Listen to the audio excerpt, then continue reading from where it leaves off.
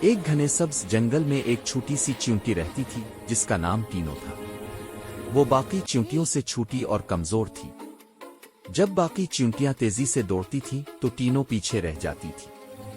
اس کی چھوٹی سی ٹانگیں جلدی تھک جاتی لیکن اس کا دل بہت بڑا تھا۔ وہ ہمیشہ مسکراتی رہتی چاہے کوئی اس کا مذاق ہی کیوں نہ اڑائے۔ ہر صبح سورج نکلتے ہی ہزاروں چیونٹیاں اپنے قطار بناتی اور خوراک تلاش کرنے نکل جاتی۔ کالونی کی ملکہ چیونٹی جو سب سے بڑی اور سمجھدار تھی اونچے ٹیلے سے اپنے مضبوط چیونٹیوں کو دیکھتی رہتی۔ ٹینو چاہتی تھی کہ ایک دن وہ بھی ملکہ کے فخر کی وجہ بنے۔ ایک دن اس نے آسمان کی طرف دیکھا اور آہستہ سے کہا، آج میں سب سے زیادہ خوراک جمع کر کے لاؤں گی۔ سب دیکھیں گے کہ میں بھی کچھ کر سکتی ہوں۔ وہ اپنے ساتھیوں کے ساتھ جنگل کے اس حصے میں پہنچی جہاں کچھ انسانوں نے پکنک منائی تھی۔ وہاں زمین پر شکر کے دانے، بسکٹ کے ٹکڑے اور میٹھے کے ذرے بکھرے ہوئے تھے۔ باقی چیونٹیاں خوشی سے چیخیں جیسے خزانہ مل گیا ہو۔ سب نے بڑے بڑے دانے اٹھانے شروع کر دیے لیکن ٹینو کو صرف ایک چھوٹا سا شکر کا ذرہ ملا۔ اس نے اسے اپنی پیٹھ پر رکھا اور آہستہ آہستہ چلنے لگی۔ دیکھو ٹینو پھر سب سے پیچھے ہے، ایک موٹی چیونٹی نے مذاق اڑاتے ہوئے کہا۔ یہ کبھی کچھ نہیں کر سکتی، دوسری نے ہنستے ہوئے کہا۔ ٹینو کے دل کو چابھن ہوئی مگر اس نے کچھ نہیں کہا، بس چپ چاپ اپنے راستے پر چلتی رہی۔ راستہ لمبا تھا، سورج تیز جل رہا تھا۔ ایک جگہ زمین پھسلن والی تھی، وہاں اس کا پاؤں پھسلا اور شکر کا ذرہ نیچے گر گیا۔ اس کی آنکھوں میں آنسو آ گئے مگر اس نے ہمت نہ ہاری۔ نہیں، میں ہار نہیں مانوں گی، اس نے خود سے کہا۔ اس نے دوبارہ ذرہ اٹھایا اور چلتی رہی۔ جب وہ کالونی کے قریب پہنچی تو آسمان پر بادل چھا گئے۔ تیز ہوا چلنے لگی اور پھر بارش شروع ہو گئی۔ بارش چیونٹیوں کے لیے کسی طوفان سے کم نہیں ہوتی۔ چھوٹی چھوٹی بوندیں ان کے لیے پہاڑوں جیسے پتھروں کی طرح بھاری ہوتی ہیں۔ تینوں نے ایک پتے کے نیچے پناہ لی۔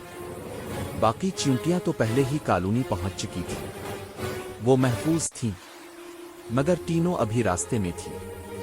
اس نے دیکھا کہ سامنے ایک چھوٹا سا چیونٹی بچہ پانی کے بہاؤ میں پھنس گیا ہے۔ وہ مدد کے لیے چیخ رہا تھا مگر کوئی قریب نہیں تھا۔ ٹینو جانتی تھی کہ اگر وہ وہاں گئی تو خود بھی بہہ جائے گی، لیکن اس کا دل نہیں مانا۔ وہ اپنے خوف کو دبا کر آگے بڑھی۔ پانی کے تیز بہاؤ کے خلاف اپنی پوری طاقت سے رینگتی ہوئی اس بچے تک پہنچی۔ اس نے اپنی ٹانگوں سے بچے کو پکڑا اور پتے کی طرف کھینچنے لگی۔ پانی بڑھتا جا رہا تھا، دونوں چیونٹیاں ڈوبنے کے قریب تھیں۔ آخرکار ٹینو نے آخری کوشش کی اور بچے کو پتے پر دھکیل دیا۔ بچہ محفوظ ہو گیا مگر اگلے ہی لمحے ایک بڑی بوند گری اور ٹینو بہہ گئی۔ پانی کے بہاؤ نے اسے دور، بہت دور لے جا کر ایک پتھر سے ٹکرا دیا۔ وہ زخمی ہو گئی، سانس ٹوٹی ٹوٹی تھی۔ اس نے آسمان کی طرف دیکھا، بادلوں کے پیچھے سورج کی ہلکی روشنی نظر آ رہی تھی۔ اس کے چھوٹے سے چہرے پر مسکراہٹ آ گئی۔ میں نے اپنا وعدہ نبھایا، وہ آہستہ سے بولی، میں کسی کے کام آئی۔ پھر اس کی آنکھیں بند ہو گئیں۔ اگلی صبح جب بارش رکی باقی چیونٹیاں خوراک لینے نکلے۔ انہوں نے دیکھا کہ ایک چھوٹے پتھر کے نیچے ٹینو کا جسم پڑا تھا۔ سب خاموش ہو گئیں۔ ملکہ چیونٹی خود وہاں آئی۔ اس نے نرمی سے کہا، یہ چھوٹی تھی مگر دل بڑی بہادر چیونٹیوں جیسا تھا۔ اس نے ہمیں سکھایا کہ طاقت جسم میں نہیں دل میں ہوتی ہے۔ کالونی نے اس کے لیے ایک چھوٹا سا یادگار ٹیلا بنایا۔ اب جب بھی کوئی نئی چیونٹی پیدا ہوتی تو بڑی چیونٹیاں انہیں ٹینو کی کہانی سناتی۔ اس چیونٹی کی جو سب سے کمزور تھی مگر سب سے بہادر ثابت ہوئی۔